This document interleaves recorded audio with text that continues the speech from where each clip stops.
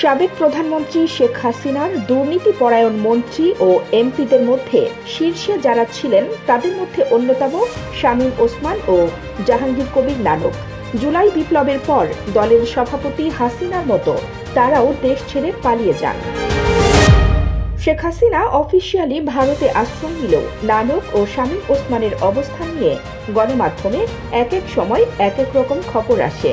বিশেষ করে নারায়ণগঞ্জ ৪ আসনের আলোচিত সাবেক সংসদ সদস্য শামীম ওসমান বারবার তার লোকেশন চেঞ্জ করেন।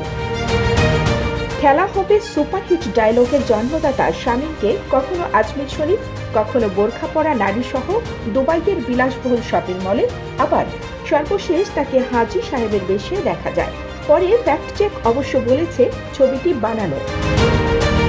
আর অন্যদিকে আওয়ামী লীগের প্রেসিডিয়াম সদস্য ও সাবেক মন্ত্রী জাহাঙ্গীর কবির নানকের গোপন আস্তানা নিয়ে তেমন কোনো খবর পাওয়া না গেলেও ধারণা করা হয় তিনি কলকাতায় রয়েছেন, আর সেখান থেকেই মাঝে মধ্যে ফেসবুক লাইভে এসে বক্তব্য রাখেন। এখন এই দুই পাওয়ারফুল নেতার দুর্নীতির তদন্ত চলছে। সেখানে তাদের পরিবারও যে জড়িত ছিল তা বোঝার আর বাকি থাকে না। তাই এবার 450 কোটি টাকার দুর্নীতির অভিযোগে শামীম ওসমান এবং নানকের পরিবারের বিরুদ্ধে পৃথক মামলা করেছে দুর্নীতি দমন কমিশন দুদক।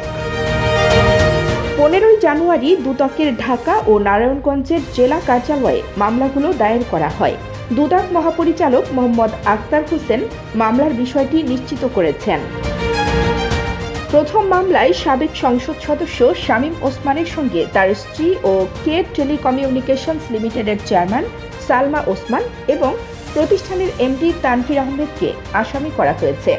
মামলার এজাহারে 2,51,83,358 মার্কিন ডলার বা 193,91,18,603 টাকা পাচার ও আত্মসাতের অভিযোগ আনা হয়েছে।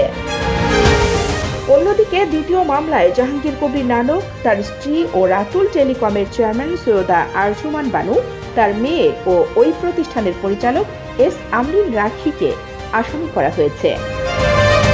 কানিস ফাতেমা নিপা, খবর সংযোগ।